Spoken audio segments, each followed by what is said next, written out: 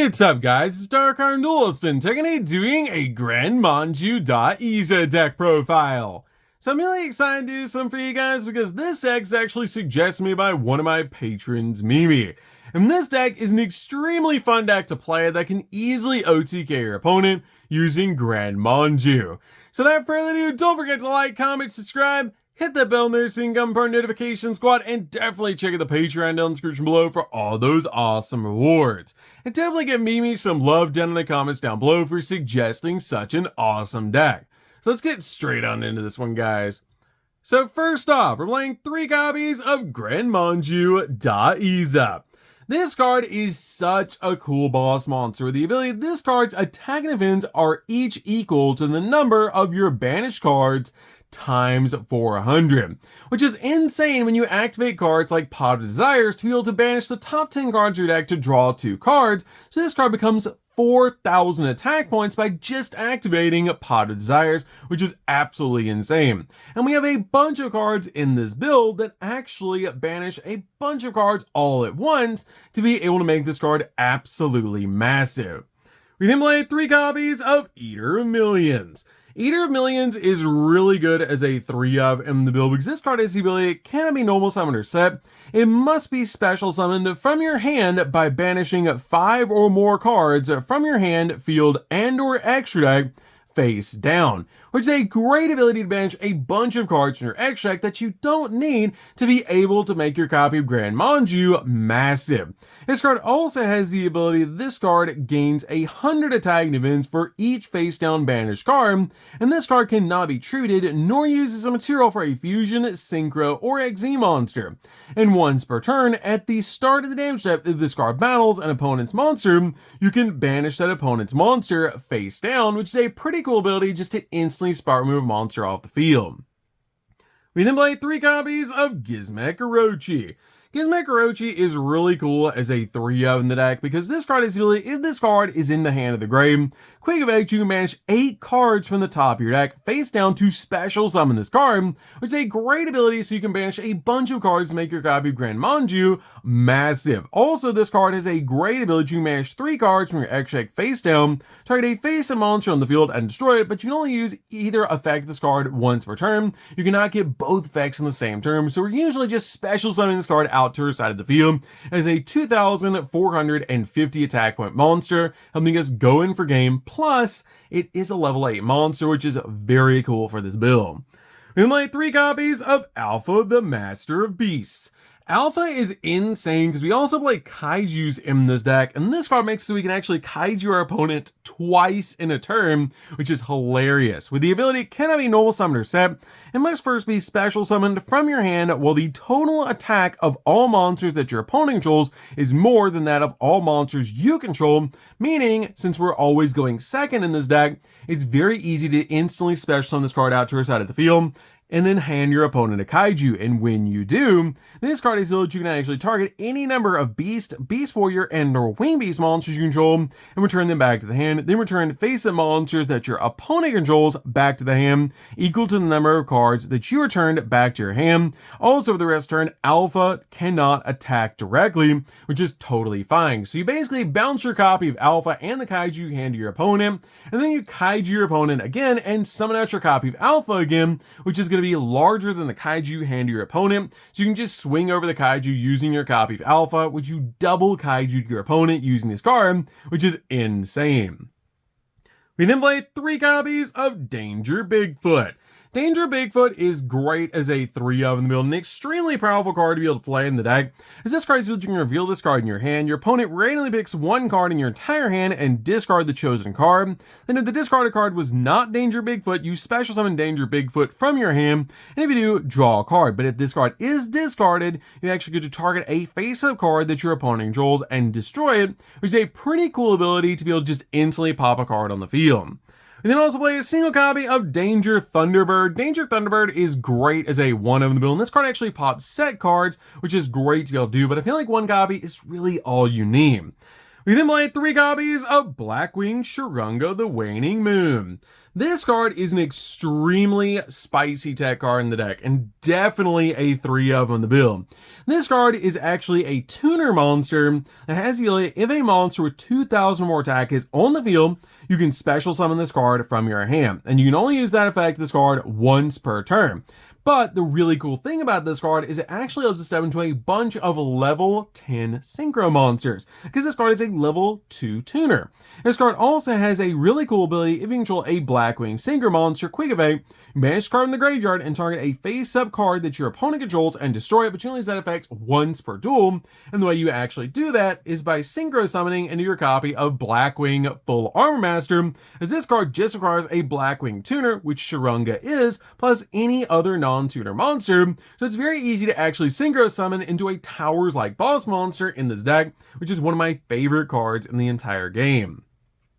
We then play 2 copies of Gandarla, 2 copies of Gameciel, and a single copy of the multi-dimensional kaiju. I feel like 5 kaijus is perfect in this deck.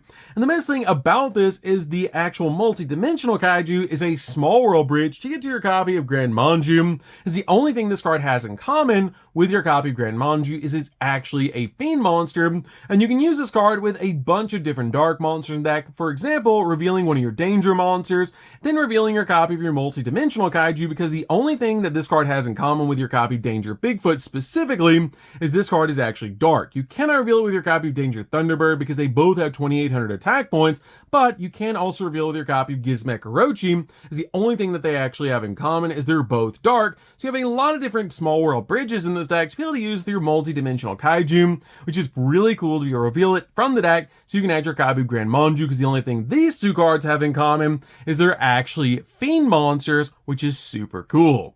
We then play a single copy of Shifter. Shifter is just insane. If you actually open up this card, you're probably just going to win the game. Because this card has the ability, if you have no cards in your graveyard, quick effect, you can send this card from your hand to the graveyard. Until the end of the next turn, after this card is sent to the graveyard, every card is banished, which is crazy powerful to be able to use this card just to basically just get rid of everything.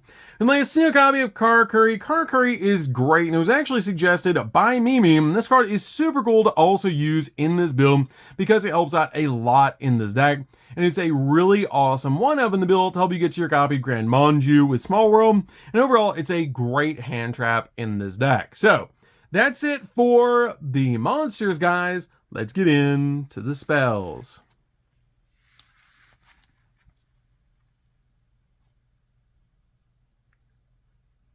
So for the spells, we're going to start with 3 copies of Trade-In.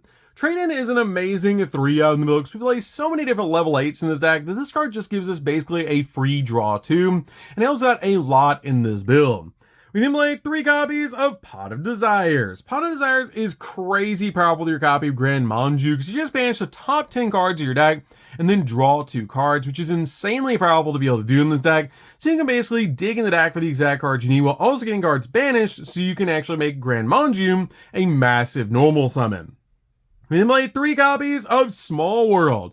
Small World is amazing in this build to help you basically grab your copy of Gren Maju, and it's super easy to be able to actually establish a Small World bridge in this deck, so there's so many awesome targets in this build to be able to use.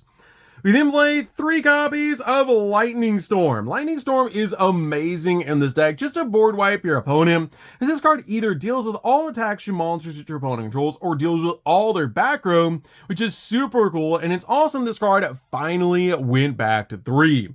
We then play 3 copies of Interrupted Kaiju Slumber.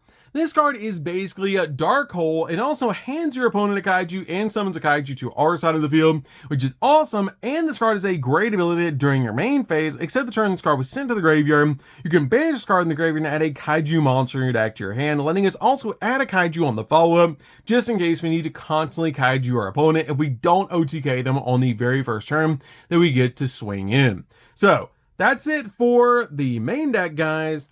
We do not play any traps. Let's get in to the extra deck. So for the extra deck, we're going to start with a single copy of Blackwing Full Armor Master. This card is an extremely spicy one because of her copy of Sharinga.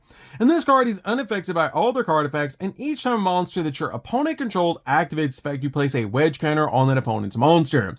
And after that effect resolves. Also, once per turn, you can target a monster that your opponent controls with a wedge counter on it and take control of it, and also once per turn during your end phase, you destroy all monsters on the field that have wedge counters, which is a pretty cool effect. This card is one of my favorite cards in the entire game, and an extremely spicy boss monster that you can easily summon out to your side of the field, and it's great to be able to summon out to your side of the field if you do get forced to go first. And summon this card out to your side of the field in defense position because it's very difficult for your opponent to out this card. It is unaffected by all card effects. My single copy of the Sword Soul Supreme Sovereign. This card is crazy powerful in this build because this card has the ability for each banished card. This card gains 100 attack and defense points, and monsters that your opponent control lose 100 attack and defense points, which is crazy when you resolve your copy of Desires, putting a gap of about 2,000 attack points between this card and your opponent's monsters. This card also has the ability, if this card would be destroyed by card effects, you can actually banish a card from the graveyard instead, and if a card is banished, you can actually banish a card each from both your opponent's field and graveyard non-targeting. My single copy of Chaos Angel. Chaos Angel is super easy to summon as well and helps you spot remove cards off the field when it's summoned. And you don't even have to use a tuner in the deck to be able to summon out this card, but usually you're using your copy of Sharinga plus a level 8 monster. With my single copy of the Zombie Vampire. Zombie Vampire is great in this deck as it wanted to basically just mill the top 4 cards of both players' decks to the graveyard, and then instantly use this card to bring a monster back in the graveyard, which is awesome to be able to do. Playing a single copy of Garrigus Eternity. This card is also a dark hole, which is awesome. As if this card's Exceed summon, you destroy all other monsters on the field. And you can also detach a material on this card to target a spell trap on the field and destroy it. And if you do, this card gains 500 attack points, which is a crazy powerful ability. My single copy of Dingirsu. Dingirsu is great in this build. Basically just spot remove cards off the field when it's summoned out to your side of the field. Plus it makes Zeus extremely easily. Play a single copy of number 38. Number 38 is great as a 1-up to basically just use this card as a spell negate. We then play a single copy of number 97. Number 97 is really cool to be able to make because this card is awesome to help you summon out your copy of number 100 to your side of the field to make it absolutely massive. My single copy of number 100. Number 100 is just a really good option to be able to make in this build. So all you have to do is summon out your copy of number 97, detach its materials, and then use its effect to be able to summon out your copy of number 100 and then attach your copy of number 38 to him, making your copy of number 100 absolutely massive to help you swing in for game. My single copy of Typhon. Typhon's great to use as a skill drain for 3,000 higher attack with monsters and a bounce. My single copy of Zeus. Zeus is great in this build as well to basically just use this card as a board wipe just in case we need it. My single copy of Swarm Ship. Swarm Ship is a really cool card to basically just climb into this card using your copy of Bestower of Flames, which you also play as a 1-of in this build. Bestower of Flames is great because this card can actually bring back your copy of Gren Maju from the graveyard back to your side of the field, because it is a fire monster, which is great. Then you can just simply link climb into your copy of Swarm Ship, which is really cool, while also establishing your copy of Bestower of Flames in the graveyard, just in case you need to. We play a single copy of Blacklister Soldier, Soldier of Chaos. Since we play so many high-level monsters in this deck, this card is just super easy to make, and as a great ability, if this card is link summoned using a level 7 or higher monster as a material, your opponent cannot target this card with card effects, and it cannot be destroyed by your opponent's card effects either. And when this card destroys an opponent's monster by battle, you can activate one of these effects to either make this card gain 1,500 attack points permanently, and make a second attack during the next battle phase of your next turn, or you non-targeting banish a card off the field, which is a pretty cool ability to be able to use, but this card is just so awesome to be able to summon. I made a single copy of SP Little Knight. SP Little Knight is just great in this deck to be able to summon, just in case you need it to be able to spot remove cards off the field. Plus you can use this card as a double interruption. So, that's it for the deck, guys. I hope you enjoyed. This deck is super fun to be able to play. If you guys have never played a Gren Maju Da Eiza deck before, you should definitely give this deck a try because it's just so fun to be able to play. And it's insane how powerful this deck is at going second and OTKing your opponent. So, that's gonna be this one, guys. Don't forget to like, comment, subscribe, hit that bell in there so you can become part of the notification squad, and we'll see you guys in the next video. See you later, guys.